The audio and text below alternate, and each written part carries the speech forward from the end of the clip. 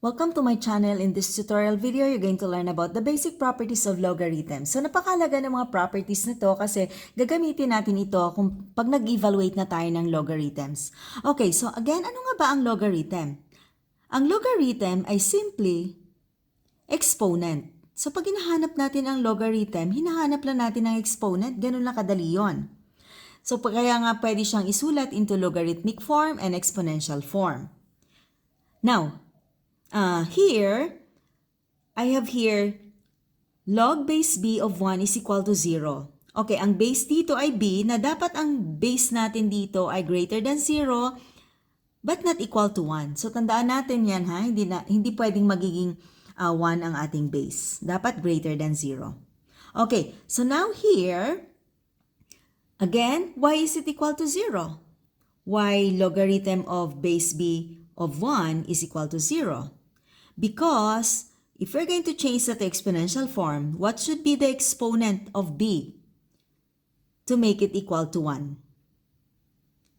This b is equal, this question mark is equal to 0. The exponent of b should be 0 to make it equal to 1. Okay, di ba any number raised to 0 is equal to 1. So pag mayroon tayong log base 5 of 1, that is equal to 0. Because 5 raised to 0 is equal to 1.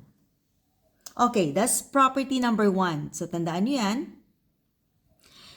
Next, we have log base b of b is equal to 1. Bakit daw ang sagot ay 1? So again, b, ang base natin, ito yon. Ano daw magiging exponent niya? Kasi logarithm ang hinahanap natin. Lagi, ano ang exponent? That's the question. In order to be equal to b. So ano ba ang exponent dito? Understood, merong 1 dyan. So ibig sabihin, ang exponent nito ay 1. Para maging equal sila. Okay? So let's have log base 5 of 5. So ano yung sagot? The answer is 1. Bakit? Because 5 raised to 1 is equal to 5. Next, log base b of b raised to x is equal to x. Okay, tingnan nyo. Ang exponent dito ay yun ang magiging sagot. Bakit? Okay, again, base b, ano daw ang magiging exponent niya? Para maging equal siya sa b raised to x. Since equal sila ng base dito, pareho ang base nila, wala nang ibang value ng exponent dito kung di x din. So dapat pareho din sila ng exponent which is x. Okay? Para maging equal silang dalawa. So let's have an example. Log base 3 of 3 raised to 2. So what is the answer? The answer here will be 2. Okay? Because 3, ano daw maging exponent niya? Para maging equal siya sa 3 raised to 2? That is 2. 9 is equal to 9 para maging equal sila. Okay, next. Here, we have two logarithms equal to each other. Pareho sila ng base. Magiging equal lang sila pag ang x is equal to y. Nakuha nyo?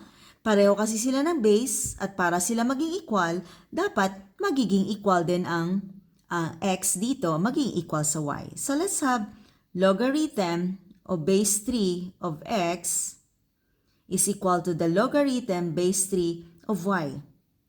So tingnan natin, ano daw maging exponent nila? Okay? Na kung saan, pag ang exponent na yan, pag pinerform natin, magiging equal yung dalawang logarithm na yan. Logarithms expression dito at dyan sa kabila.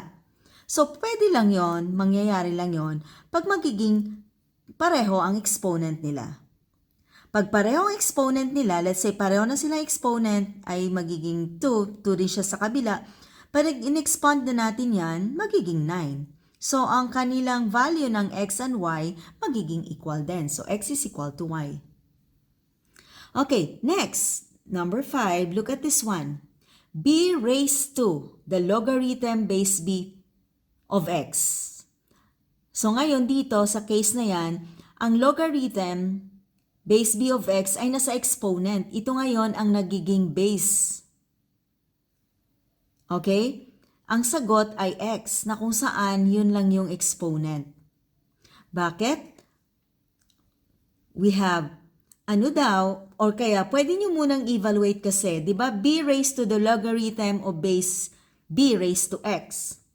So itong logarithm na yan, itong sa taas na to na exponent, pwede natin siya i-convert.